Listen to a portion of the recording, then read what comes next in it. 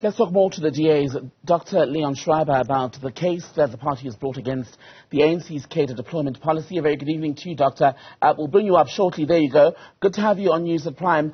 First things first, explain to South Africans who've not been following this why this is an issue, a policy of another party that you feel as the DA you've now had to take all the way to the High Court. Good evening, Tembekile. Good to be with you again. So this particular issue, as you say, has been really one that we've been focused on for a while now. The essence of the case we are making today and the reason for this court challenge is because we believe that the evidence that has emerged over the last couple of years about how the cadre deployment system operates is actually in violation of the law. And we specifically trace it back to the Constitution, which makes it very clear in sections 195 and 197 that the public service, the public administration should be non-partisan, and specifically that people who work or apply to work in the public administration should not be prejudiced or advantaged on the basis of political considerations. And of course, this coupled with the evidence that has emerged through the cadre deployment minutes that we released last year, as well as the finding from the Zondo Commission, which really underscores the unconstitutionality of this practice in our view, is the basis of the case that we are making in the High Court in Pretoria. So how should then, in the DA's mind, a governing party make appointments to strategic positions in particular, if not based on people from within its own ranks or those who are like-minded to head up departments, head up utilities?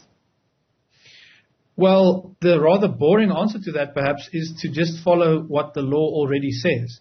So another way to look at this case is to actually view it as one that is designed to enforce what the Public Service Act and many other legal instruments already say about selection processes. So the Constitution and the Public Service Act makes it clear that every application must be considered equally.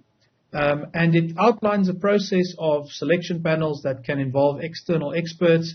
It can also involve, for example, the relevant minister, and that this panel must apply its mind in a non-partisan way, in a non-biased way, and fairly assess applicants to try and find the most qualified and skilled person. So what cadre deployment does, it actually circumvents that process and, as one of our legal representatives put it today, enables the ANC to kind of whisper into the ear of the decision maker and in that sense undermine the rights of the applicants in that process. And the party's position has been that the deployment committee recommends people but does not force the appointment of specific individuals. So why is that not enough?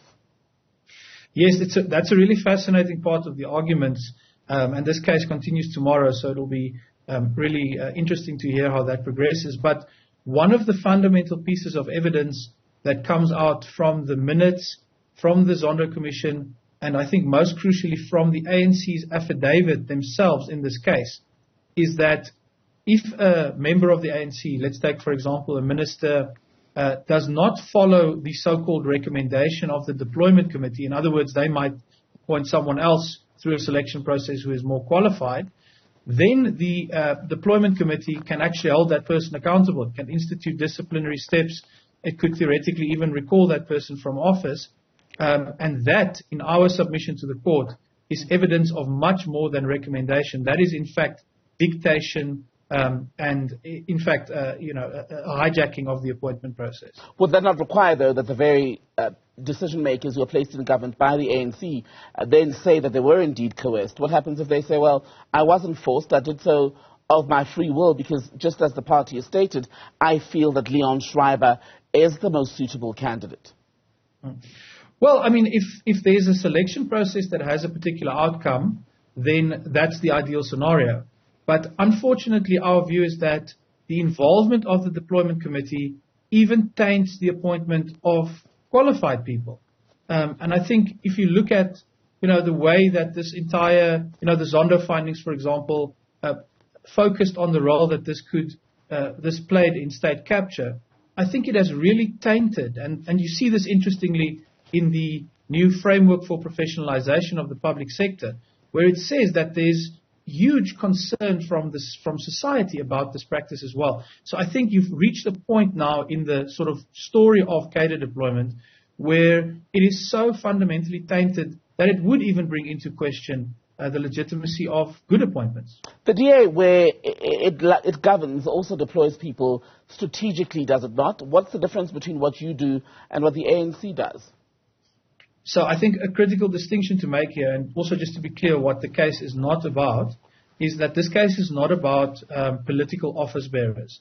So any political position where there was an election and a particular party got a particular result is not what we are looking at. So if you think about ministers, mayors, that yes, sort of thing. Yes, for those positions, that's not what this is about. And our view is, I think every South African who is a Democrat agrees with this, that where there is a democratic outcome, that party is entitled in terms of democracy. But what our case is about is the administrative part of the state. So the professional positions, whether that's a town planner or a head of department, those are the positions in which we are saying the law does not provide for a political party to make a decision, especially a decision behind closed doors about who should occupy that position. The political party's views can be represented through the relevant minister, of course, on a selection panel, for example, but that the ultimate goal of that appointment process should be to find the best person. And I would put it to you that if you look at the ability of DA governments, for example, in the Western Cape, where this principle is respected, you see improved governance outcomes. And I think that that's where South Africa can get if we would just allow the legal system as it is currently configured to work the way it was designed in looking for the best people and not political cadres. Once this has happened, if the ANC says to you, okay, even outside of the political office bearers, the political principals, mayors, the ministers, deputy ministers, and the rest of it, if they say to you, even in the departments, if we do have people whom we are sending there to work from our rank and file, we're only sending, for example, qualified doctors to work in the health department, would that be enough? Would that settle this matter?